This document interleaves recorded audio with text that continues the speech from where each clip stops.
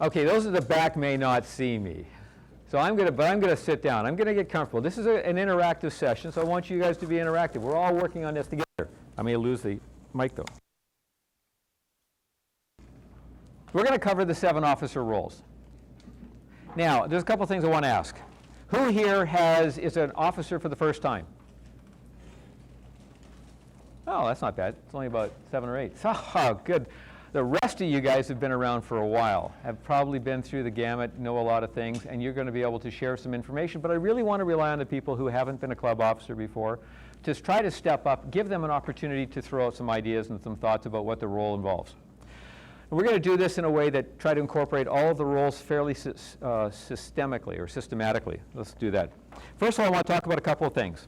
This year, Toastmasters International has decided that we are not going to produce any more paper to fill landfills and do recycling, that we're going to produce all of the manuals that are necessary for club officer roles in an electronic format.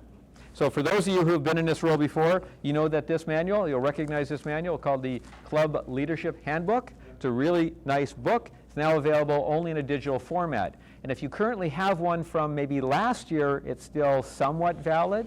But if it's more than 2 years old, it's no longer valid because it doesn't include some of the key functions that change within pathways. So you need to take that into consideration and understand that. A lot of it is still good, but it is not necessarily complete. The other document that I'm going to talk about later when we talk about the president's role is something called the Distinguished Club Program and Club Success Plan.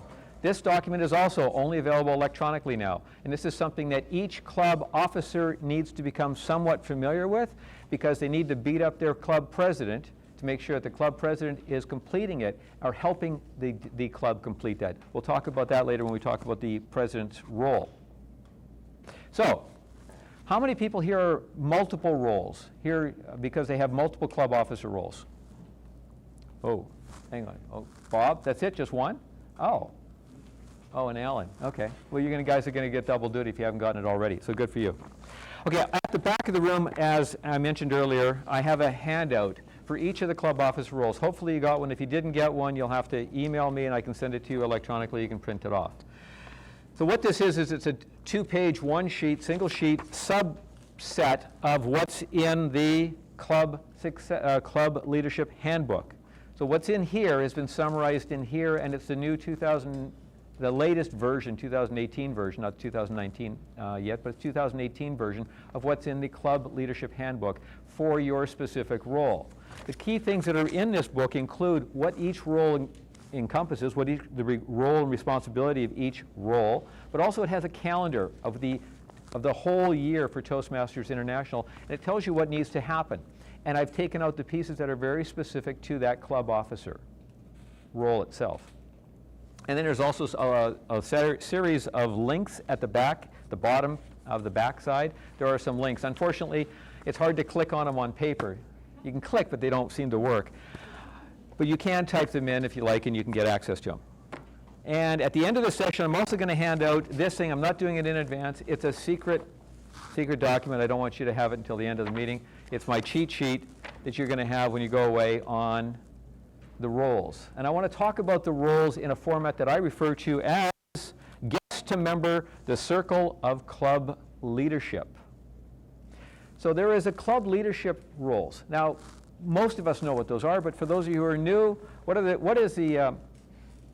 who can tell me what some of the club officer roles are? People who haven't been a club officer before, what are the club officer roles? President? Secretary? VP what? Education. Sure, VP membership, education, did I hear the third one? Public relations, yeah. What else? Sergeant at Arms, yeah. And I think we heard, sorry? No, membership. No, mentorship. Yeah, but there isn't one. We But have one. you can actually, clubs can have, which is an interesting thing, clubs can add different club officer roles, unique ones. One club, Sandra would be happy to know this, where'd she go? Anyway, so that one club has a vice president of humor or fun. They're specifically, and this is Tawasin Ambassadors Toastmasters in Tawasin, and they have a person who's got that responsibility to make sure that every meeting is fun. That's it, that's their job. Great job, great job. So you can have extra roles. They don't get credit, full credit, yes?